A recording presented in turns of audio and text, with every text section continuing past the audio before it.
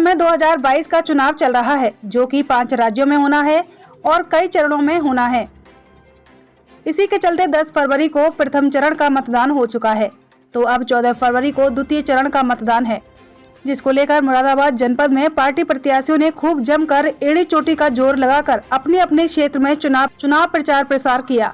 इसी क्रम में कई पार्टियों के प्रत्याशियों ने दूसरे प्रत्याशियों को समर्थन भी किया। तो वहीं समाजवादी पार्टी से सपा सांसद डॉक्टर शफीकुर रहमान वर्ग के पोते जियाउर रहमान वर्ग है, जो कि समाजवादी से वर्तमान विधायक टिकट कटने से नाराज होकर बसपा के हाजी रिजवान के मुकाबले चुनाव मैदान में हैं।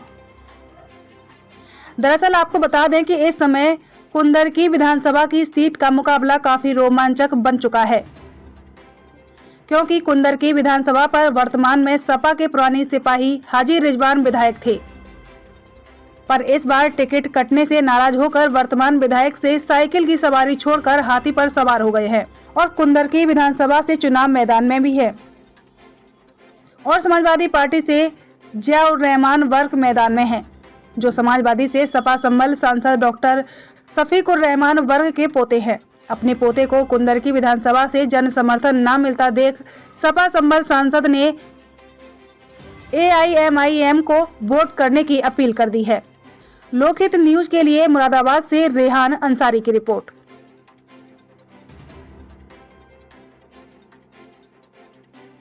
ऐसी पार्टी में जबकि मैं ही उसके बनवाने में भी शरीक था, मैं उसको पसंद नहीं करता।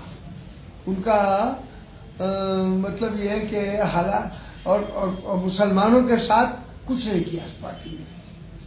मुसलमानों के साथ आप देखिए 18% का वो इलेक्शन मैनिफेस्टो वादा किया हमसे, 1% भी मुसलमानों को नहीं दिया। और चाहे वो मुजफ्फरनगर हो या दादरी हो या और बहुत से कितने वाकयात हो गए मुसलमानों के साथ, कितना बड़ा जुल्म और ज्यादती हुई, तो इसमें पार्टी ने कोई दिलचस्पी नहीं दी न मुसलमानों के बचाने की। मुसलमानों, यहाँ तक के मुलायम सिंह ने कहा, अभी उनका बयान आया कि मेरा लड़का ने मुसलमानों का काम नहीं किया। और इसके अलावा दूसरी बात उन्होंने ये कही कि क्या था वो मुस्लिम विरोधी है। हाँ, कि मैंने उसका वो DGP जो जावेद अहमद जो मुसलमान है, उसको मैंने उसकी सिफारिश करके उसको DGP बनवा दिया था। तो 15 दिन तक मेरा लड़का मुझसे नहीं बोला। ये बात खुद मुलायम सिंह ने TV पर कही बात की। तो अब बताइए, तो ऐसी पार्टी जो कि मुसलमानों के लिए और उनकी भलाई के लिए सोचने की बजाय, उनकी तरक्की के लिए सोचने की बजाय, और वो इस फिक्र में लगी हुई है कि मुसलमानों की मुखालफत में लगी हुई है, तो मुसलमान उसको सपोर्ट कैसे करेगा? जब आप पार्टी में थे तो आपने इन सब मुद्दों को क्यों नहीं उठाया? नहीं, मैं उस वक्त तो शायद वो मुस्लिम विरोधी नहीं थे। मैं उस वक्त पार्टी में MP की हैसियत से था, तो मैं पार्लियामेंट में रहता था। इनके यहाँ तो MP की हैसियत से इस वक्त रहा ही नहीं, इन्होंने तो मुझे हरवा दिया था। और पार्टी में मैं किसी ओहदे पर इनके नहीं था कि जब मैं उसकी मीटिंगों में शरीक होता कोई बात कहता। नहीं, आपने खुद कहा कि आप फाउंडर मेंबर थे ना, तो आपकी कुछ हैसियत होगी वहाँ पे, नहीं, फाउंडर मेंबर आपकी पहुंच होगी मुलायम तक। उन्होंने हैसियत ही नहीं मानी मेरी। अगर मुझे ये समझते कि मैं वो शख्स हूँ जो अल्लाह के फल से कभी किसी से कोई पैसा नहीं लिया, रिश्वत नहीं ली और पार्टी का काम किया, मैंने फ्री लोगों का काम किया। लेकिन इसके बावजूद उन्होंने हमारे साथ दो ही पॉलिसी का इस्तेमाल किया था और डुअल पॉलिसी इस्तेमाल की। तो बाप बेटे के झगड़े को कैसे देखते हैं आप? तो मैं इससे उनको नुकसान हुआ है।